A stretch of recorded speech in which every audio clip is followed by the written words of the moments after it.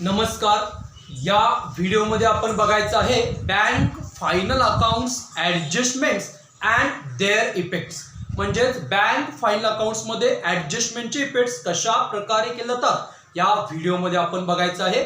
Bank final accounts adjustments and their effects. Bank final accounts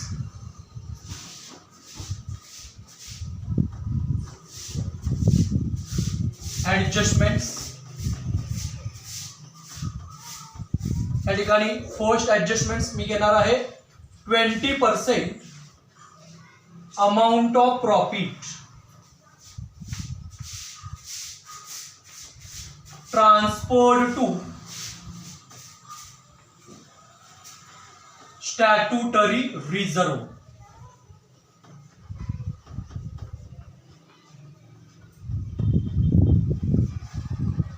या ठिकाणी बँकेला त्यांच्या करंट इयरच्या प्रॉफिटच्या 20% अमाऊंट स्टॅट्युटरी रिझर्व्हला कंपल्सरी ट्रान्सफर करावी लागते.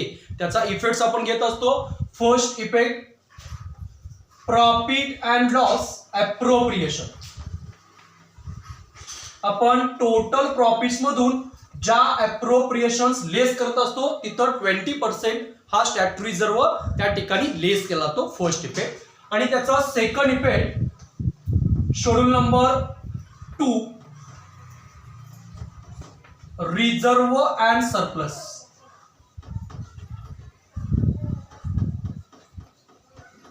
ह्याच्यामध्ये ऍड केला जातो.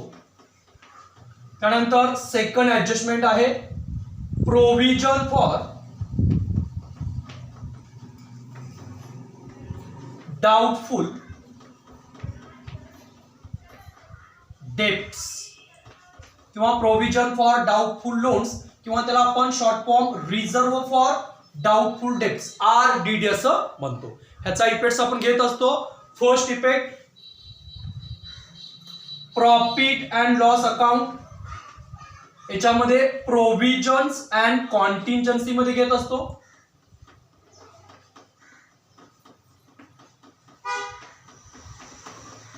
आणि सेकंड इफेक्ट शेड्यूल नंबर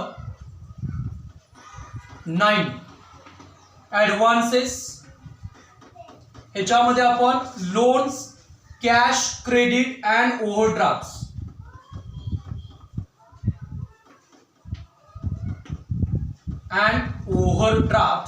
याच्यामधून लेस करत असतो. या ठिकाणी सेकंड इफेक्ट शेड्यूल नंबर 9 मध्ये जे लोन्स, कॅश, क्रेडिट, ओव्हरड्राफ्ट आपण घेत असतो तिथून ती रक्कम RDD ची लेस केली जाते. त्यानंतर नेक्स्ट पुढचे ऍडजस्टमेंट मी या ठिकाणी घेणार आहे डेप्रिसिएशन. On fixed assets. याचा first effect schedule number 10 fixed assets. Fixed assets मधून जेवढं डेप्रिशिएशनची अमाऊंट आहे किंवा पर्सेंटेज आहे ती लेस केलं जातं. आणि second effect schedule number 16 operating expenses. ह्याच्यामध्ये ते डेप्रिशिएशन त्या ठिकाणी ऍड केलं जातं. डेप्रिशिएशनचा इफेक्ट्स. नेक्स्ट पुढचे ऍडजस्टमेंट आहे provision for rebate on bills discounted किंवा त्याला आपण अनएक्सपायर्ड डिस्काउंट असं म्हणतो.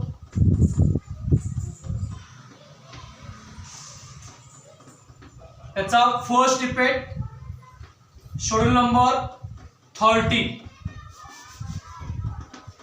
Interest earn. याच्यामध्ये डिस्काउंट मधून लेस केला जातो.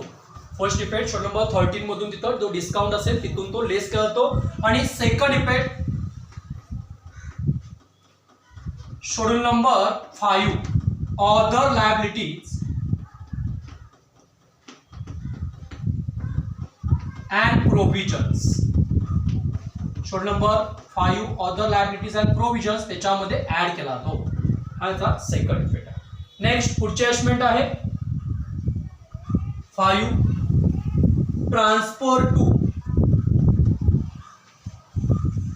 General reserve.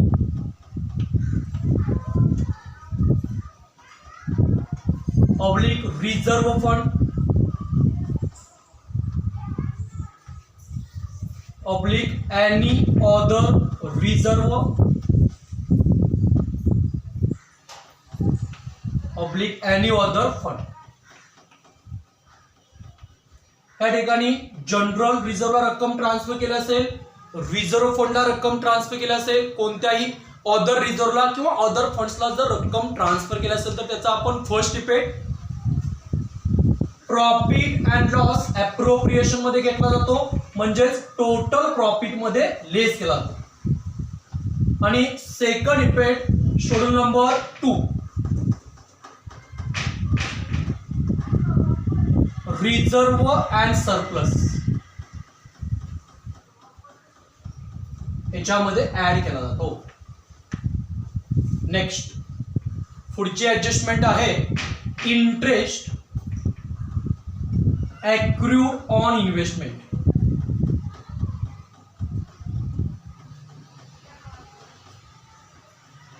या ठिकाणी इन्व्हेस्टमेंट वरचं जर व्याज आउटस्टँडिंग असेल तर त्याची ऍडजस्टमेंट आपण घेत असतो. फर्स्ट इफेक्ट शेड्यूल नंबर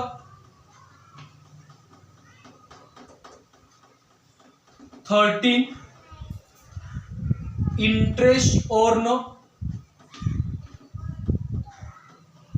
याच्यामध्ये आपण ऍड करतो.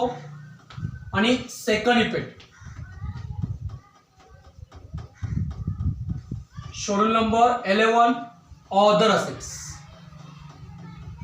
अदर असेट्स याच्यामध्ये सुद्धा आपण प्लस करतो, ऍड करत असतो. Interest accrued on investment. Next पुढचे ऍडजस्टमेंट इंटरेस्ट अॅक्रूड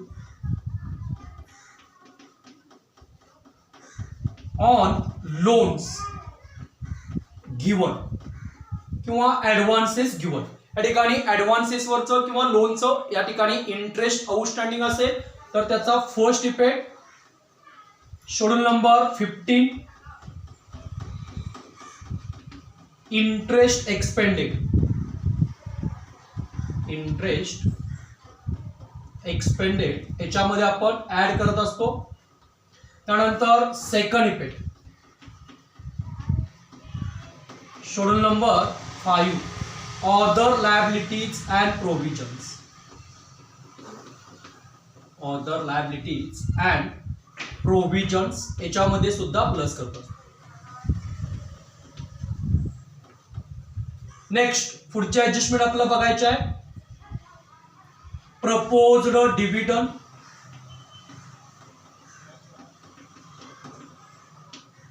किंवा त्याला आपण फायनल डिव्हिडंड असं म्हणतो.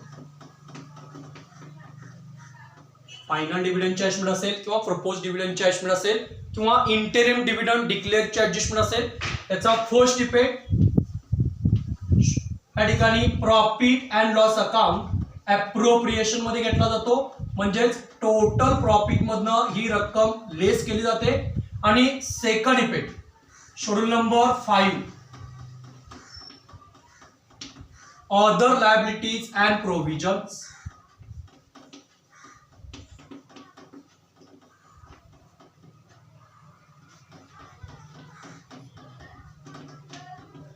ह्याच्यामध्ये ऍड केली जाते प्रपोज डिव्हिडंड किंवा फायनल डिव्हिडंड. नेक्स्ट पुढचे ऍडजस्टमेंट आहे provision for taxation.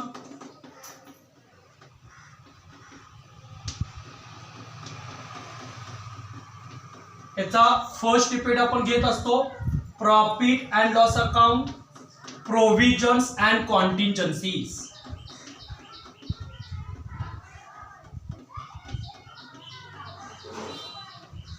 Provisions and contingencies मध्ये आपण त्याचा फर्स्ट इफेक्ट घेत असतो प्रोव्हिजन फॉर टॅक्सेशन. आणि second effect schedule number 5 other liabilities and provisions.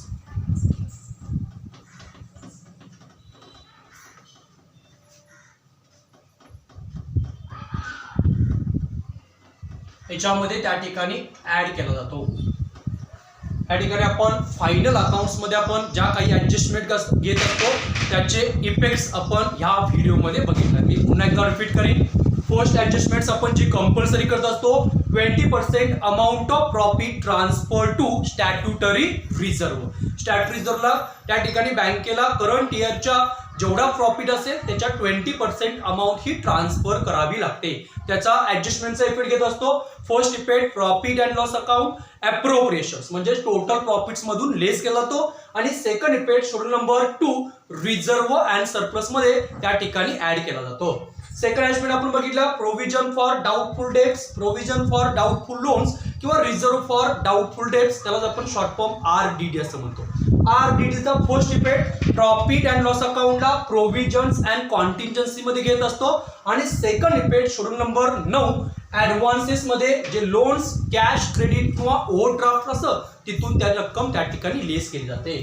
Third adjustment आपण बघितला depreciation on fixed assets. Depreciation त्या ठिकाणी शेड्यूल नंबर 10 फिक्स्ड असेट्स मधून वजा केलं जातं, लेस केलं जातं। आणि second effect schedule number 16 operating expense मध्ये इथं प्लस केलं जातं, ऍड केलं जातं। नेक्स्ट ऍडजस्टमेंट आहे provision for rebate on bills discounted किंवा त्याला आपण अनएक्सपायर्ड डिस्काउंटचे ऍडजस्टमेंट म्हणतो। याचा first effect schedule number 30 interest earn मध्ये जो डिस्काउंट असेल किंवा टोटल इंटरेस्ट मधून तिथं लेस केला जातो। आणि सेकंड इफेक्ट त्या ठिकाणी schedule number 5 other liabilities and provisions मध्ये ऍड केला जातो। नेक्स्ट ऍडजस्टमेंट आहे transfer to general reserve, transfer to reserve fund, transfer to any other reserve, transfer to any other funds. म्हणजे त्या ठिकाणी जनरल रिझर्व्ह रक्कम ट्रान्सफर केली असेल, रिझर्व्ह फंडला रक्कम ट्रान्सफर केली असेल, कॅपिटल रिझर्व्ह रक्कम ट्रान्सफर केली असेल, एनी अदर रिझर्व्ह असेल किंवा एनी अदर फंड्सला रक्कम जर ट्रान्सफर केली असेल तर त्याचा फर्स्ट इफेक्ट त्या ठिकाणी आपण प्रॉफिट अँड लॉस अकाउंट अप्रोप्रिएशन्स म्हणजेच टोटल प्रॉफिट्स मधून लेस केला जातो। आणि सेकंड इफेक्ट त्या ठिकाणी schedule number 2 reserve and surplus मध्ये ऍड केला जातो। नेक्स्ट ऍडजस्टमेंट आहे इंटरेस्ट अक्रूड ऑन इन्व्हेस्टमेंट। इन्व्हेस्टमेंटवरचं व्याज जर आउटस्टँडिंग असेल तर त्याचा effect first effect schedule number 13 interest earn मध्ये प्लस केला जातो। आणि second effect schedule number 11 other assets मध्ये सुद्धा ऍडच केला जातो। Next adjustment interest accrued on loans given त्या ठिकाणी किंवा ऍडव्हान्सेस गिव्हन, ऍडव्हान्सेस लोन वरचं व्याज जर आउटस्टँडिंग असेल तर त्याचा first effect schedule number 15 interest earn मध्ये प्लस केला जातो, इंटरेस्ट एक्सपेंडेड मध्ये त्या ठिकाणी ऍड केला जातो। आणि second effect schedule number 5 other liabilities and provisions मध्ये ऍड केला जातो। नेक्स्ट पुढची ऍडजस्टमेंट आहे प्रपोज्ड डिव्हिडंड किंवा त्याला आपण फायनल डिव्हिडंड असं म्हणतो। फायनल डिव्हिडंडची ऍडजस्टमेंट असेल किंवा त्याला इंटरिम डिव्हिडंड डिक्लेअरची जी ऍडजस्टमेंट असेल त्याचा फर्स्ट इफेक्ट आपण प्रॉफिट अँड लॉस अकाउंट अप्रोप्रिएशन्स म्हणजेच टोटल प्रॉफिट्स मधून लेस केला जातो। आणि सेकंड इफेक्ट त्या ठिकाणी schedule number 5 other liabilities and provisions मध्ये ऍड केला जातो। नेक्स्ट ऍडजस्टमेंट आहे प्रोव्हिजन फॉर टॅक्सेशन। टॅक्सेशनचे ऍडजस्टमेंट्स आपण घेत असतो। First effect profit and loss account provisions and contingencies मध्ये घेत असतो। आणि second effect schedule number 5 other liabilities and provisions मध्ये आपण ऍड करत असतो। म्हणजेच बँक फायनल अकाउंटला ज्या काही आपण ऍडजस्टमेंट घेत असतो त्या ऍडजस्टमेंट्स आणि त्याचे इफेक्ट्स कशा प्रकारे केले जातात ते आपण या व्हिडिओमध्ये बघितलेले आहेत। थँक्यू।